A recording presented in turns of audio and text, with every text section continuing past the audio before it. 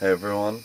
Um, so I felt drawn to make this vlog this week, and I'm gonna base it around Muslim. Um, okay, well, pretty much, I've taught myself a lot about a lot of religions, and part of being a Scorpio born in the later era, I also love the occult. Anything occult, I love to absorb. So, I know tarot. I know a lot about occult sciences. And I call them sciences just because they're a study of something. They're all based on something that you can study. So, but, Muhammad was my first exposure to the Muslim belief. And it was the idea that Muhammad's a prophet. And of course, growing up, it was kind of a taboo, so I loved it. Wanted to learn about it. Scorpio, loved the taboos. But he, the first time I learned about Muhammad was from an American, and they said that I was the same sign as him. And I've done some research towards it, and as I understand, the celebration of his birthday is the first signs of spring. So whenever the first signs of spring appear, it's celebrated towards his birthday, which is a very pretty concept. I really rather enjoy that. Me and him, another woolly, so I guess it's gonna be a pretty bad winter whenever we get so many woolies around here. But me and him, I always felt had a good little bit in common. One, we both greatly enjoy Mother Nature. He had a strong connection with the animals. I had a strong connection with animals.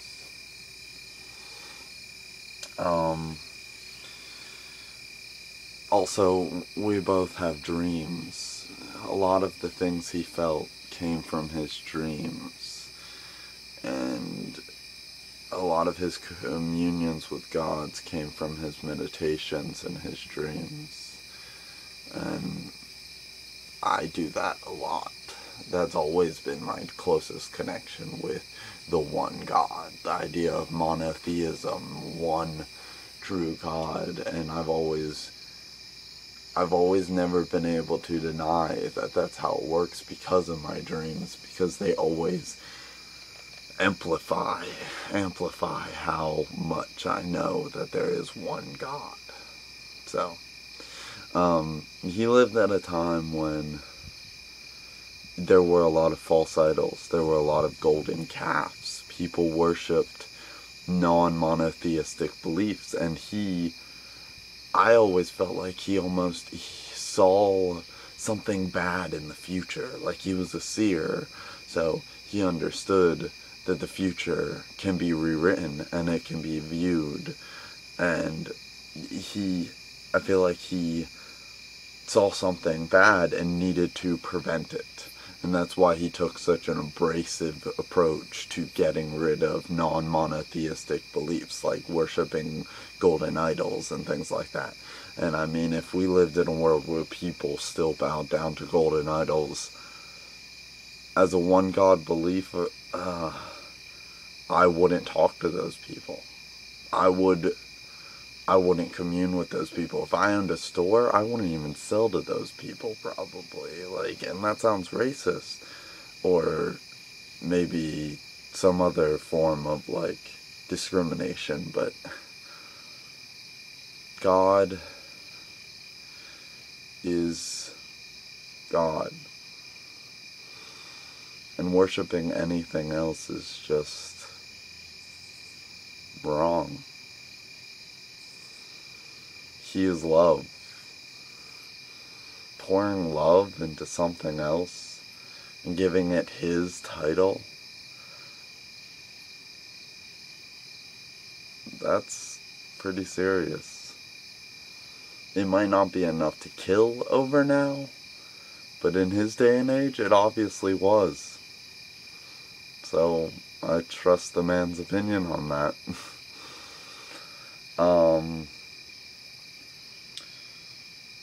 You fast on Mondays, or on Monday of the 14th to the 20-something, I think. It's around springtime. You fast on a Monday for him. And I did it last year, I think. Well, I tried to. I might have been like a week off or a week ahead, but in America it's really hard to find correct information about him, which sucks, but I've read a lot of his disciples' books. Like, The Conference of the Birds is by far my favorite. Oh my goodness, that book. I want to visit Mecca really badly. I hope it's not a den of thieves anymore, or I hope it didn't go back to being one. He stopped it from being one, and I hope it didn't go back, but a pilgrimage there at least once in my lifetime. I think it would do wonders for my soul. And I'd really love it. I'd love to bow down to the one true God there. If I ever get enough money, I'll visit Mecca. Definitely. It's on my top 3 places to visit. Mecca, Brazil, of course, and probably Mexico, which sounds weird, but I like Mexico. Anyways, let's see. Muhammad, his sons, I don't want to talk badly about Muhammad's sons. To be honest, I don't know much about them. Again, not much information around here on that stuff. But him, I love and respect, and think that all of his decisions were made with knowledge and weren't made by a stupid barbarian or anything. They were made by a man who was intelligent and loved our one true God and wanted to save him, or wanted the future to be bright in his shimmering glory. And that's something we all can relate to. That's something that we all, well, I mean, if you believe in one true God, that's what we're pushing for. So I don't see why we fight so much over, if that's what we're all striving for, his magnificence and his glory to be visible everywhere, in every city, in every town. The feeling of a worshiping and love and fear and respect of a one true God. That would be a shimmering country. That would be a shimmering world. I hope we can get there. But, let's see. Conference of the Birds was my favorite book by him. I've read a few, well, that was by one of his, admirers, I guess. I know that he had a lot of work in translating a lot of documents. He's one of the more famous reasons why we still have certain chapters in the Bible even were translated by him. He believed in translation, and a lot of those documents were going to be destroyed without him, so he was almost like a knowledge rescuer, and that just makes me go gaga, practically. Anyone who respects knowledge enough to want to rescue it in any form is just like an amazing person, and he did that, so I think he's pretty amazing.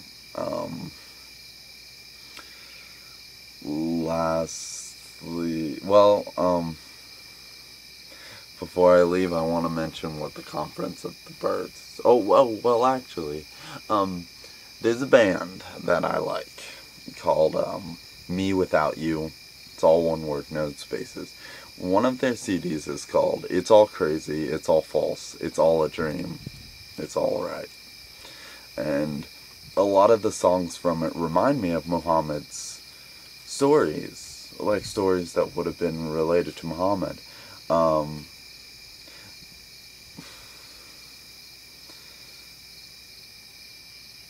I don't want to anger anyone by connecting Buddhism to Muslim, but some of the stories are also the same. Of course, Native Americans had stories that were just like both cultures. It's funny that so many religions have had stories that are so similar to each other, but that's another episode. I'll have to make another blog about that. So, before I leave, I wanted to mention something from the Conference of the Birds, and if you haven't read it, you should read it.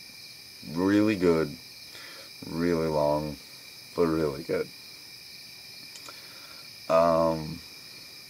In it, all of the birds are talking about the journey, and the Solemn's bird, which is the bird that carried messages for Solemn, is trying to coax them into coming along and to achieving ascension. And it is ascension. Like, in it, a lot of those books were more about enlightenment, which is what this bird already has, because he was a bird for Solemn. He attained enlightenment. He knew about the finer things in life and the not so good things, and he attained an inner knowledge of what is right and wrong, which is really the bulk of what enlightenment is. It's just peace internally and discernment towards the truth always, and just a comfort in that. And then, but he was trying to convince the birds to come with him to attain ascension, a no more need for the physical plane at all, like the ability to get above this physical plane even. And it's amazing that Muhammad believed in that, because Muhammad was a prophet, so he had achieved enlightenment from God, and that's part of being a prophet. But he was still trying to attain ascension his whole life. And now with all the talk we're having about ascension, I just think it's... why would we hate a man who was trying to do the same thing we're doing? Overcome the physical. I mean, I love the physical. God's everywhere in the physical, in my opinion. He's this shirt as much as he is like this grass over here. And I love being able to see God everywhere at all times. But, like, ascension would be amazing still. My soul gets beaten down and tired just as much as the next guy's, and having a break from it for a good while would be pretty enjoyable, I guess. Anyways, much love, everyone. I hope this helped you appreciate the man Muhammad. Love him. I will be fasting for his birthday this year, of course, but I mean, another opportunity to fast. Who doesn't love those? Much love, peace, and stay safe.